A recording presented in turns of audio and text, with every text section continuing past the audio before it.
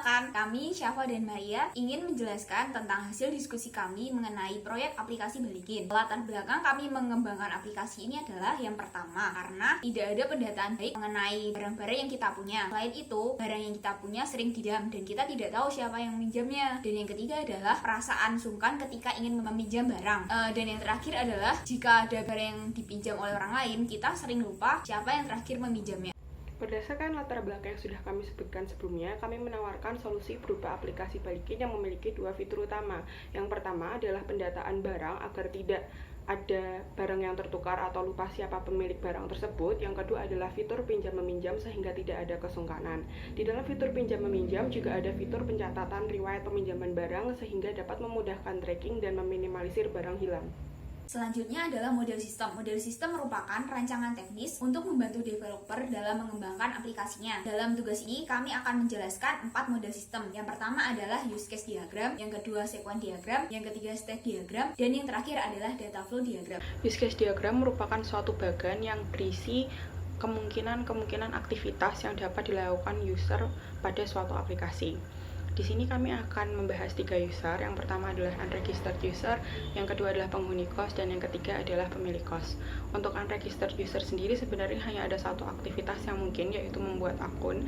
Namun kami masukkan juga ke dalam use case diagram sebagai realisasi komitmen kami terhadap non-technical requirement security. Dengan adanya unregistered user di sini, kami berharap kami dapat menekankan bahwa hanya orang-orang yang benar-benar sudah memiliki akun saja yang dapat mengakses sistem dan informasi yang ada di dalamnya.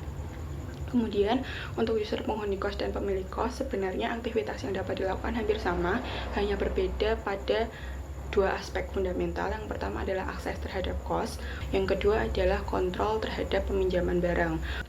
Sequence diagram adalah diagram untuk menunjukkan interaksi objek yang diurutkan berdasarkan waktu. Pada aplikasi Balikin ini, kami membuat 5 jenis sequence diagram. Sequence diagram yang pertama adalah sign up login. Jadi yang harus dilakukan user dan pemilik kos pertama kali adalah melakukan sign up dan login ke dalam aplikasi. Setelah itu, sistem akan memberikan umpan balik berupa validate password. Password yang sebelumnya itu sudah di-save di dalam database. Selanjutnya adalah create group kos diagram. Setelah tadi pemilik kosnya itu login, pemilik kos juga berwenang untuk membuat suatu grup kos, di mana grup itu akan mewadahi penghuni-penghuni kos yang lain. Yang harus dilakukan pertama kali untuk membuatnya adalah pemilik kos harus mengisi form yang tersedia dalam aplikasi tersebut. Lalu dia juga harus membuat sebuah security code. Selanjutnya, security code itu akan digunakan user untuk join ke dalam grup kos tersebut. Selanjutnya adalah join grup kos diagram. Jadi penghuninya atau usernya itu dapat join ke grup kosnya itu menggunakan security code yang tadi telah dibuat oleh pemilik kos. Selanjutnya ada input barang diagram. Jadi seorang user dan pemilik kos dapat melakukan fungsi untuk menginput barang pada aplikasi tersebut dalam wadah yang bernama data barang interface. Data-data tersebut nantinya akan disimpan dalam database. Selanjutnya ada pinjam barang diagram. Jadi user selain dapat menginput barang, dia juga bisa meminjam barang dari user lain. Dia harus memilih barang yang tadi sudah ditampilkan dalam data barang interface. Barang yang dipilih itu dapat ditentukan kriteria lainnya. Setelah itu, sistem akan otomatis mengecek antrian siapa saja yang telah meminjam barang itu. Jika misalnya tidak antri, barang dapat dipinjam. Tapi kalau sistem antri, maka otomatis peminjam itu akan masuk ke dalam waiting list. Selanjutnya ada state diagram.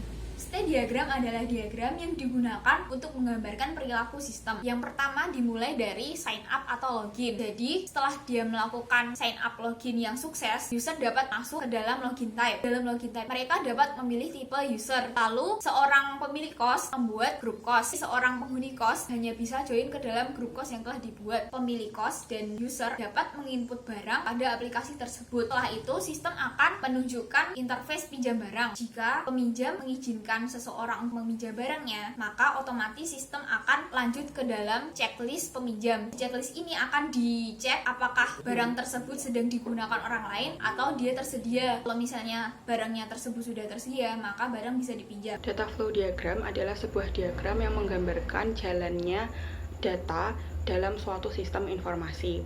Data flow diagram ini ada beberapa level. Yang paling rendah adalah level 0, sering juga disebut sebagai konteks diagram. Konteks diagram menggambarkan hubungan antara sistem informasi dengan external entities yang berhubungan langsung dengannya. External entities ini berfungsi sebagai source dan destination dari data dalam sistem informasi. Di sini ada 3 external entities. Yang pertama adalah pemilik kos, yang kedua adalah penghuni kos, dan yang ketiga adalah unregistered user.